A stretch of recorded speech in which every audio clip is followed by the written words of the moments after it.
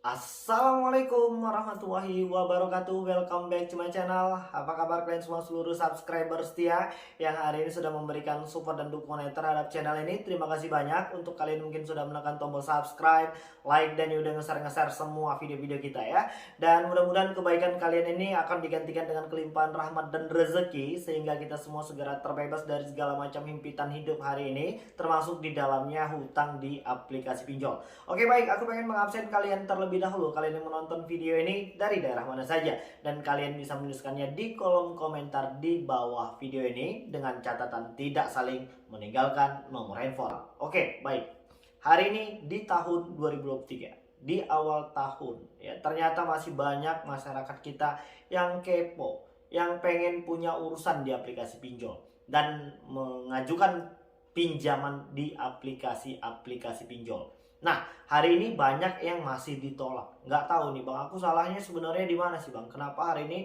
aku masih saja ditolak di aplikasi-aplikasi pinjol?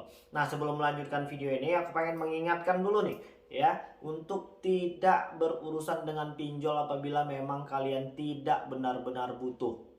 Nanti setelah kalian masuk ke dalam lingkaran aplikasi pinjol ini, kalian akan tahu sendiri bagaimana susahnya kita untuk bisa keluar dan bangkit kembali.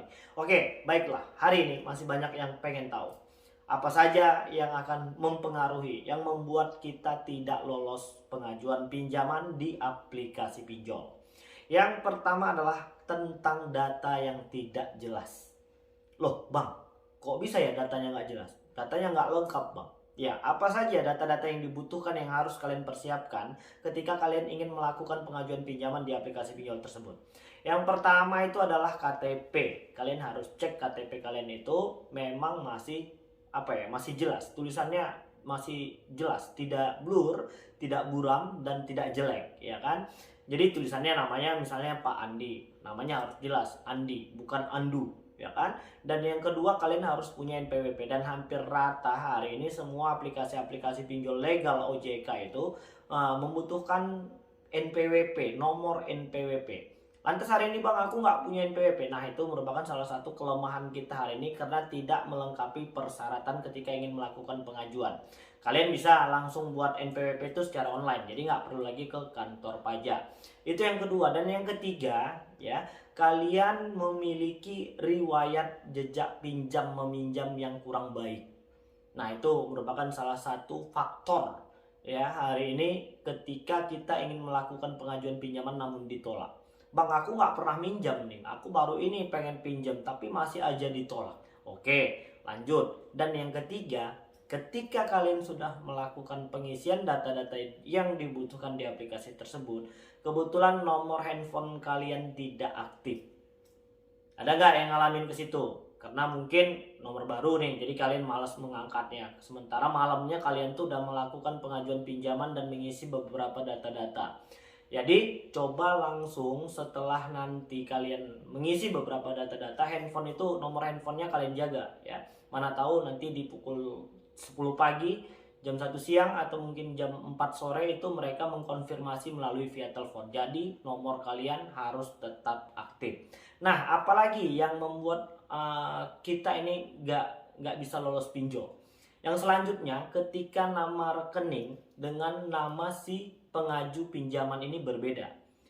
Misalnya hari ini kalian yang pengen pinjol, ya kan? Tapi kalian nggak punya rekening, kalian pinjam rekening ibu kalian. Itu bisa nggak? Itu jawabannya nggak bisa. Jadi nama si peminjam dengan nama rekeningnya itu harus sama, karena mereka akan verifikasi dan pengiriman uangnya itu ke nomor si pengaju. Jadi kalau namanya dengan nama di rekening itu berbeda, maka mereka tidak akan meloloskan pinjaman kalian. Nah, yang selanjutnya ini adalah merupakan faktor yang paling penting. Sebelum kalian melakukan pengajuan pinjaman itu, coba kalian cek apakah aplikasi pinjol yang ingin kalian pinjam itu memang sudah membuka cabang-cabangnya itu di kota kalian. Misalnya nih ya, pengalaman pribadi untuk di aplikasi Tunaiku. Kemarin banyak yang mengadu, Bang, aku nggak bisa lolos di situ. Nah, untuk di aplikasi Tunaiku itu hanya masih untuk seputaran Jabodetabek doang. Jadi keluar dari Jabodetabek itu masih belum bisa dilayanin. Makanya buat kalian yang ingin melakukan pengajuan pinjaman itu, kalian harus cek dulu aplikasi yang ingin kalian pinjam ini ada nggak ya itunya cabangnya di kota kalian. Dan kalau untuk di aplikasi pinjol sih sepertinya hampir di semua kota ada. Dan sebelum kalian ingin melakukan pengajuan pinjaman itu, kalian harus sedikit lebih bijak dengan cara mencek satu persatu aplikasi pinjol yang ingin kalian pinjam. Apakah mereka itu sudah legal OJK atau tidak? Ntar kalau seandainya yang ilegal yang kalian pakai, maka secara otomatis urusan kalian akan bertambah 3 kali lipat. Yang pertama, kalian ingin membayar tagihan, kalian akan dikejar-kejar sama yang namanya tenor ya. Coba cek ya, dan pilihlah aplikasi pinjol yang hari ini tenornya itu benar-benar 1 bulan. Soalnya banyak juga yang kemakan iklan yang katanya tenornya 3 bulan, gak taunya 7 hari, ternyata itu ilegal. Dan pertaruhannya hari ini bunganya yang tinggi, nama baik yang sudah dibangun puluhan tahun akhirnya hancur lebur karena sudah masuk ke dalam uh, apa ya, zona dari aplikasi pinjol ilegal ini. Jadi kalian harus bisa lebih bijak lagi.